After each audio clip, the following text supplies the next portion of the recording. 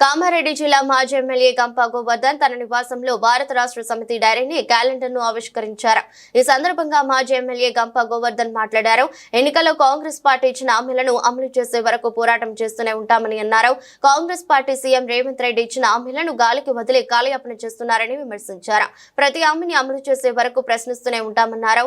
మహిళలను, రైతులను, కూలీలను, కార్మికులను, అన్ని వర్గాల ప్రజలను మోసం చేసిన చరిత్ర కాంగ్రెస్ పార్టీదే అన్నారు. కేసీఆర్ 10 సంవత్సరాల పాలనలో రాష్ట్రాన్ని దేశంలోనే అన్ని రంగాల్లో అభివృద్ధి పదంలో నడిపిన ఘనత కేసీఆర్దే అన్నారు. భారత రాష్ట్ర సమితి అధ్యక్షులు గౌరవనీయులు మాజీ ముఖ్యమంత్రి వర్యులు తెలంగాణ జాతిపిత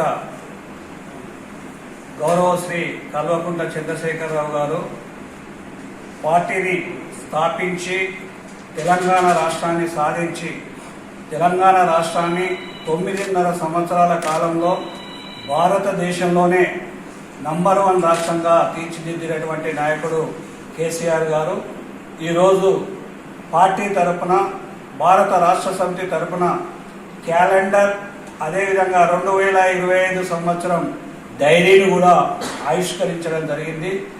ఈ సందర్భంగా ఈ 15 నెలల కాంగ్రెస్ ప్రభుత్వ హయాంలో ముఖ్యమంత్రి రేవంత్ రెడ్డి హయాంలో పేద ప్రజలను అదేవిధంగా రైతన్నలను, యువకులను, మహిళా సోదరిమణులను, అన్ని వర్గాలను ఈ సమాజంలో ఉన్నటువంటి వారిని మోసం చేసినటువంటి ప్రభుత్వం ఈ కాంగ్రెస్ ప్రభుత్వం.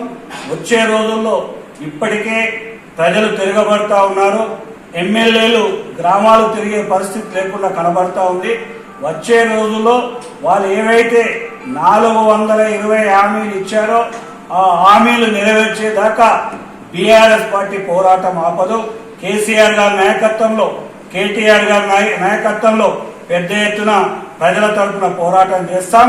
మీరు ఇచ్చిన హామీలు నిలబెట్టుకునే వరకు ఈ పోరాటం ఆగదు.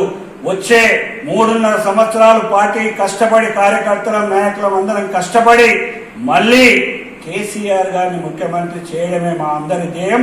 ఈరోజు పార్టీ నాయకులకు, కార్యకర్తలకు ఏదైతే డైరీ క్యాలెండర్ ఇచ్చిందో మనస్ఫూర్తిగా కామారెడ్డి నియోజకవర్గ పార్టీ తరఫున గౌరవశ్రీ కల్వకుంట్ల చంద్రశేఖరరావు గారికి కృతజ్ఞతలు తెలియజేస్తా ఉన్నాం.